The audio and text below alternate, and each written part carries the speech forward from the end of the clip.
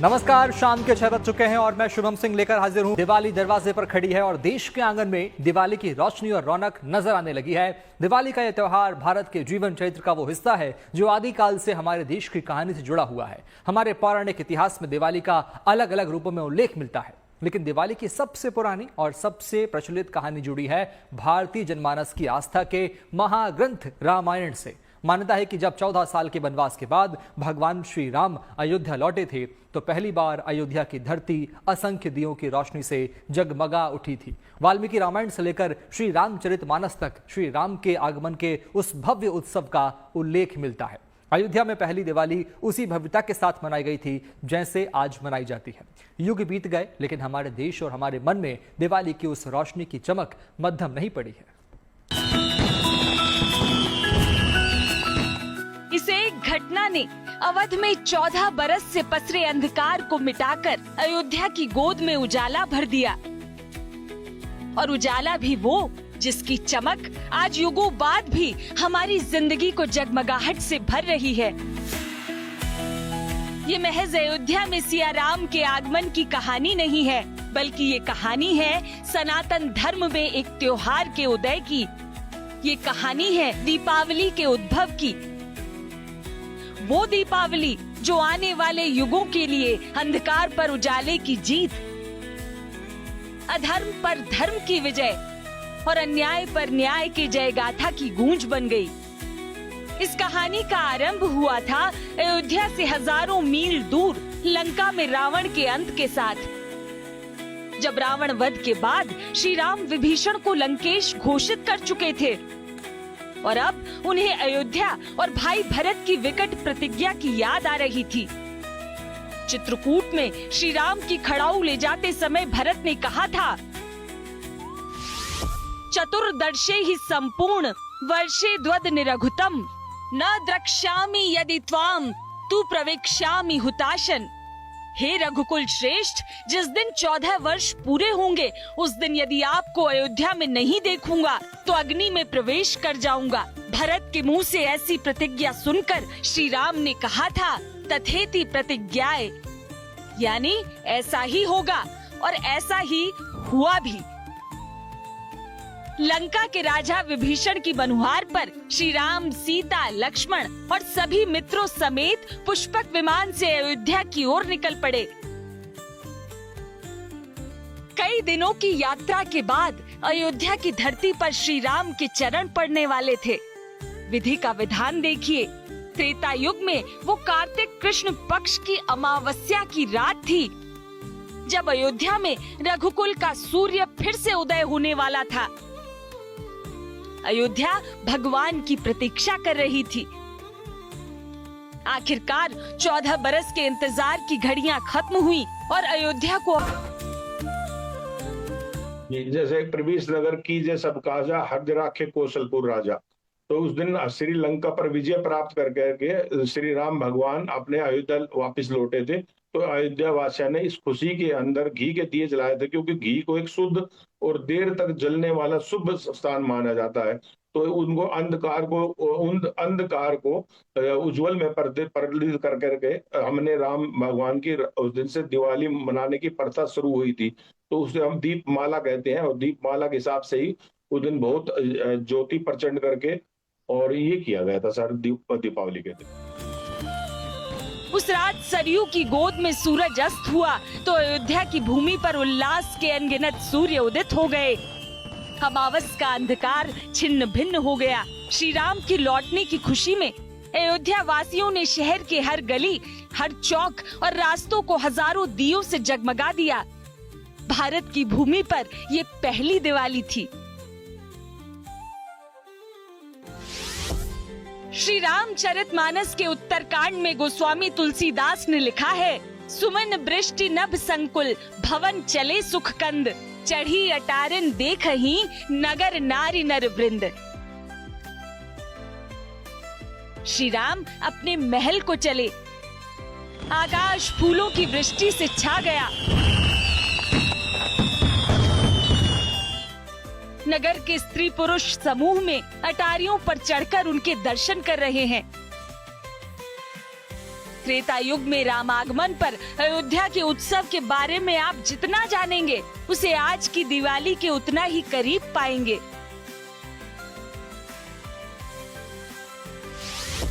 उत्तरकांड में आगे उल्लेख मिलता है, कंचन कलश विचित्र संवारे, सबहि धरे सजी निज निज द्वारे, बंधन वार पताका केतु, सबनि बनाए मंगल हेतु। यानी सोने के कलशों को मणि माणिक्यों से सजाकर सब लोगों ने अपने अपने दरवाजों पर रख लिया। सब लोगों ने मंगल के लिए बंधनवार ध्वजा और पताकाएं लगाई। अवध के घर घर द्वार द्वार पर रंगोली सजाई गई, चौक पुराए गए, अनेकों प्रकार के सुंदर मंगल साज सजाए गए और हर्ष पूर्वक नगर में बहुत से डंके बजने लगे। भगवान श्री राम 14 वर्षों के वन के उपरांत जब अयोध्या आए, तब अयोध्या वासियों ने पूरे शहर को, पूरे नगर को घी के दीपक से जलाया गया। कनक थार आरती उतारहीं, बार बार प्रभु गात निहारहीं। इस चौपाई के द्वारा सारे लोग घी का दीपक जला करके और उनकी बार बार आरती उतारे, जिससे उसी दिन से हम लोग आज तक दीपावली का उत्सव मनाते हैं और अंधकार को समाप्त करने के लिए एवं प्रकाश को उजालित करने के लिए हम लोग यह दीपोत्सव का उत्सव मनाते हैं। माना जाता है कि त्रेता युग में अयोध्या में श्री राम की वापसी के साथ दिवाली की शुरुआत हुई थी, लेकिन राम से पुनर्मिलन पर अयोध्या के हृदय का वो अथाह उल्लास युगों बाद भी हमारी दिवाली के दियों में झिलमिलाता है। हर दिवाली राम यूं ही हमारे हृदय में लौटते हैं और देश दिवाली के उत्सव में डूब जाता है।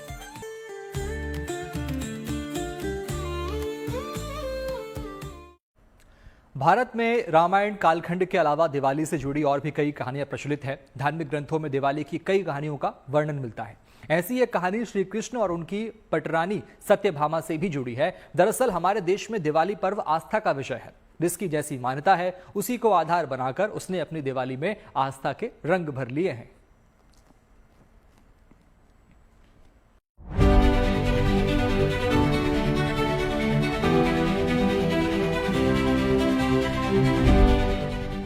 भारत में दिवाली एक त्योहार भर नहीं है, बल्कि ये सनातन धर्म के पौराणिक इतिहास को वर्तमान से जोड़ने वाली श्रद्धा की एक डोर है। ये ठीक है कि दिवाली त्योहार को अयोध्या में श्री राम के आगमन से जोड़कर देखा जाता है। यही कहानी जनमानस में युगों युगों से बसी हुई है, लेकिन धार्मिक ग्रंथों में रोशनी के इस पावन पर्व से जुड़ी कई और कहानियों का वर्णन भी मिलता है। दिवाली की पहली लोक प्रचलित कहानी यदि राम और रामायण के कालखंड से जुड़ी है, तो दिवाली की एक और रोचक कहानी की कड़ी जुड़ती है द्वारकाधीश श्री कृष्ण के द्वापर युग से। इस कहानी के मुताबिक द्वापर युग में धरती पर प्राग ज्योतिषपुर के राक्षस राज नरकासुर का अत्याचार अपने चरम पर पहुंच गया था। उसने अपनी शक्ति से इंद्र और दूसरे सभी देवताओं को परेशान कर दिया था। वो लोगों के साथ ही संतों पर भी अत्याचार करता था। उसके अत्याचारों से परेशान देवता और संत मदद मांगने के लिए भगवान श्री कृष्ण की शरण में गए। श्री कृष्ण ने उन्हें नरकासुर से मुक्ति दिलाने का आश्वासन दिया।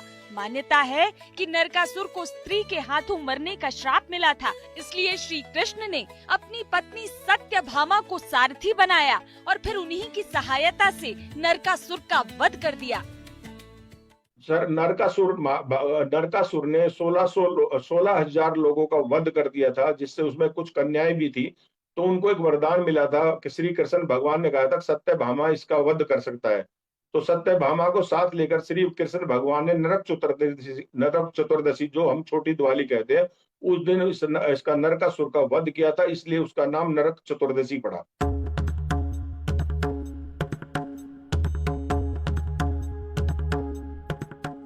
मान्यता है कि नरकासुर के वध की खुशी में अगले दिन लोगों ने अपने घरों में दिए जलाए और त्योहार मनाने की शुरुआत की। तभी से नरक चतुर्दशी और छोटी दिवाली का त्योहार मनाया जाने लगा। इस तरह दिवाली से जुड़ी एक और पौराणिक कहानी इस दिन लक्ष्मी पूजन की परंपरा का आधार है, जिसके बीज देवासुर संग्राम में पड़ गए थे।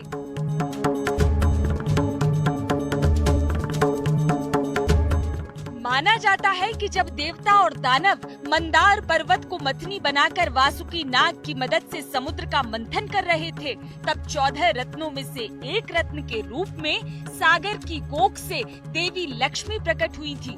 पौराणिक कहानियों में वर्णन मिलता है कि उस दिन कार्तिक महीने के कृष्ण पक्ष की अमावस्या थी।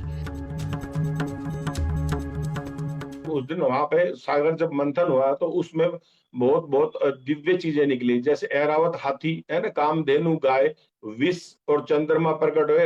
लास्ट में लक्ष्मी माता कमल के फूल के ऊपर बैठ के वहां पर प्रदर्शित हुई। तो उन्होंने लोगों ने उनका भव्य स्वागत किया और वो विष्णु पत्नी के रूप में उनको स्वीकार किया। जब से हम लक्ष्मी जी की पूजा करते हैं हमारे को, और ये चीजें वहां से काफी मतलब दिव्य पदार्थ और दिव्य चीजें हमारे को वहां से मिला।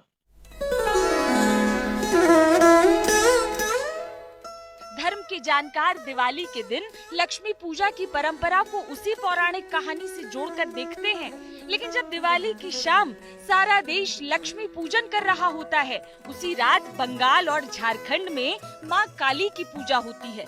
इसके पीछे मान्यता है कि माँ काली ने कार्तिक अमावस्या की रात को ही रक्त बीज समेत कई असुरों से युद्ध कर उनका संहार किया था।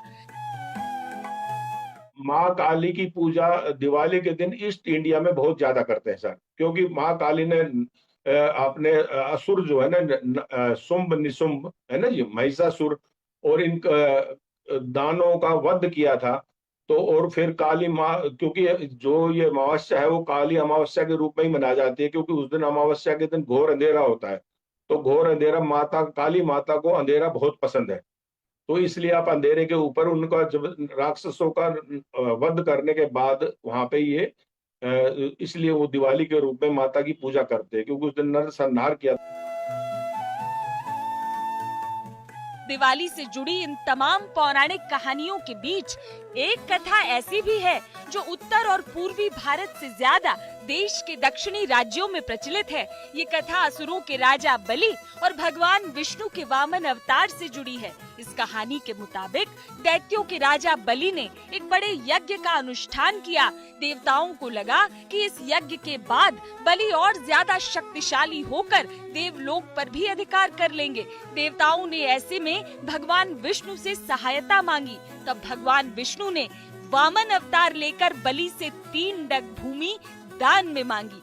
उन्होंने पहले कदम में धरती, दूसरे में आकाश मांग लिया। इसके बाद तीसरा कदम बलि के सिर पर रखकर उसे हमेशा के लिए पाताल जाने का आदेश दे दिया। मान्यता है कि दैत्य होने के बाद भी राजा बलि में देवता तुल्य गुण थे। उसी वजह से राजा बलि प्रजा को बेहद प्रिय थे। यही कारण था कि बलि ने भगवान से साल में एक दिन अपनी प्रजा से मिलने की अनुमति मांगी। तब भगवान ने बलि को हर साल कार्तिक कृष्ण पक्ष की अमावस्या को धरती पर लौटकर अपनी प्रजा से मिलने की अनुमति दे दी। केरल के कई हिस्सों में आज भी इस दिन को राजा बलि के धरती पर आने की खुशी में मनाया जाता है। इसी तरह दिवाली की एक कहानी पांडवों से भी जुड़ती है। मान्यता है कि धर्मराज युधिष्ठिर ने राजसूय यज्ञ का आयोजन करके इसी दिन इंद्रप्रस्थ की स्थापना की थी।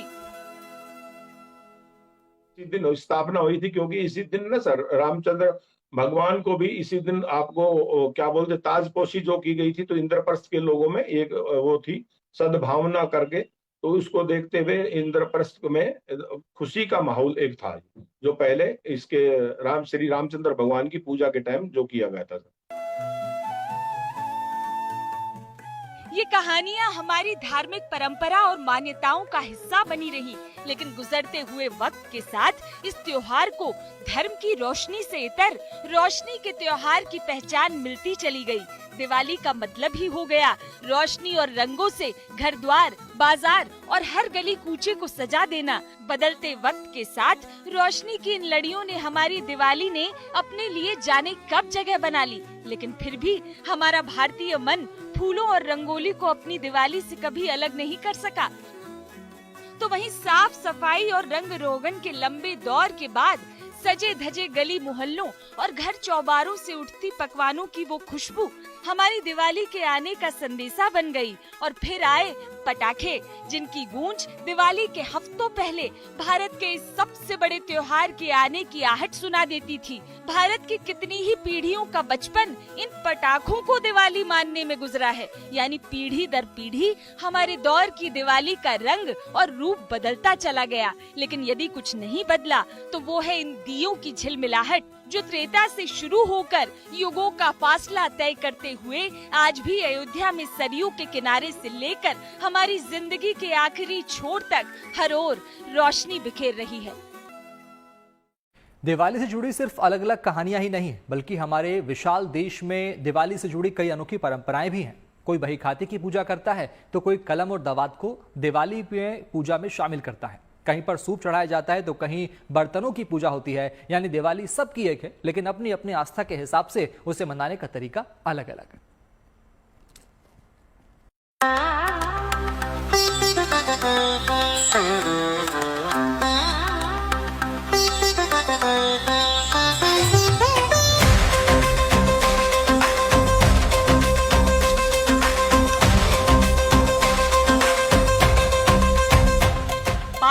त्योहार की हो तो हमारे देश में आस्था और परंपरा सर्वोपरि हो जाती है और दिवाली का त्योहार भी इससे अछूता नहीं है।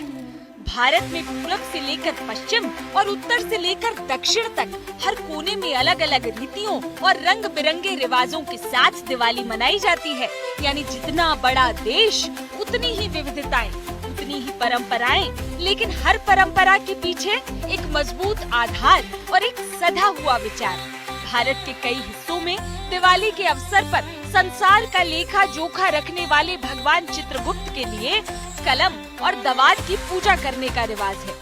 इस परंपरा के तहत दिवाली पर कलम और दवात को भगवान गणेश और लक्ष्मी के सामने रखकर पूजा की जाती है। हमारे पुराणों में लिखा गया है कि चित्रगुप्त के द्वारा ही पूरे संसार का लेखा जोखा, हम क्या करते हैं, इसका सारा लेखा जोखा चित्रगुप्त के द्वारा लिखा जाता है, जो धर्मराज जी के मुंशी मान लिया जाए या उनके लेखक कहा जाता है। और उसी समय से हम लोग कलम और दवात की पूजा करते हैं और जिससे हमारा लेखा जोखा जो है वो व्यवस्थित रहे भगवान चित्रगुप्त की तरह। यही मान्यता है कि हम लोग उस समय से आज तक दीपावली भी उस दिन से मनाते हैं और लेखा जोखा का कार्य भी उसी दिन समाप्त कर देते हैं। तो वहीं व्यापार से जुड़े लोग दिवाली पर बही खाते की पूजा को शुभ मानते हैं। मान्यता है कि दिवाली पर बही खाते की पूजा करने से साल भर आर्थिक मामलों में लाभ मिलता है। उसी तरह बंगाल के कई हिस्सों में दिवाली के मौके पर दीपमाला सजाने या आतिशबाजी की परंपरा नहीं है, बल्कि काली पूजा करने का रिवाज है। थोड़े दिनों पहले जिस जगह दुर्गोत्सव का आयोजन हुआ, ठीक वहीं पर प्रतिमा स्थापित कर महाकाली का पूजन किया जाता है। ईस्ट इंडिया में ही काली की पूजा होती है सर। जैसे मैंने पहले बताया आपको, रक्त जो 5 राक्षस थे ना, शंभ, निशुंभ, रक्त, बीज, इनका वध करके काली माता ने अमावस्या के दिन ही इनका वध किया था, नरक चतुर्दशी के दिन, क्योंकि नरक चतुर्दशी वाले दिन ही इन 5 राक्षसों का वध किया गया था। उसके बाद से काली माता की पूजा ईस्ट इंडिया में ज्यादा होती है। तो वहीं महाराष्ट्र के कई इलाकों में दिवाली के मौके पर गाय और बछड़े की पूजा की जाती है। इस दिन माताएं अपने बच्चों की समृद्धि के लिए व्रत भी रखती हैं।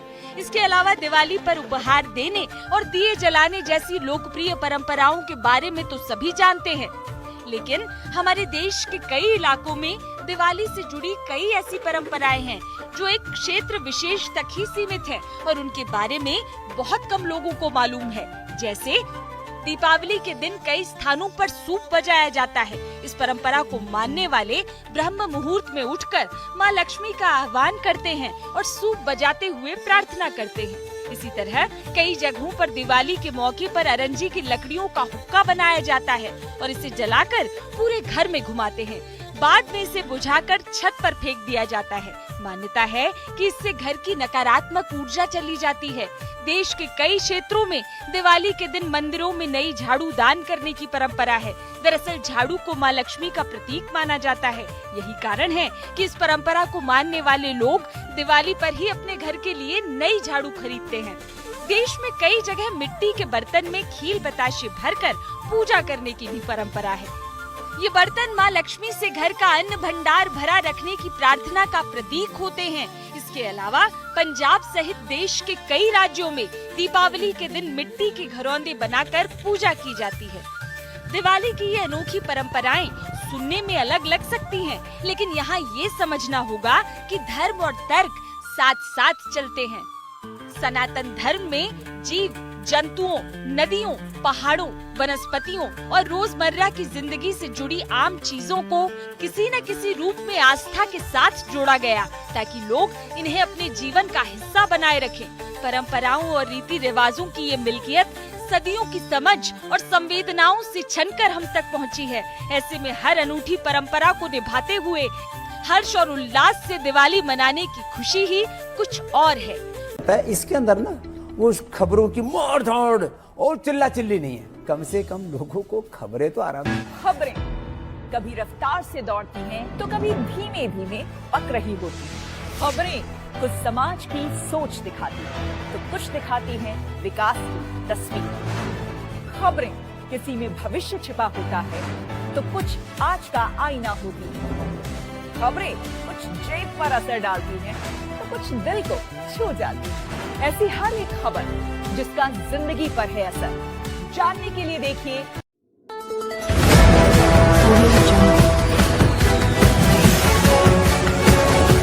MP लाइव टीवी, आपको रखे अपडेट। सच जो हम आपको बताएंगे। ऐसी ही तमाम खबरों से अपडेट रहने के लिए MP live TV news channel को सब्सक्राइब करना ना भूले।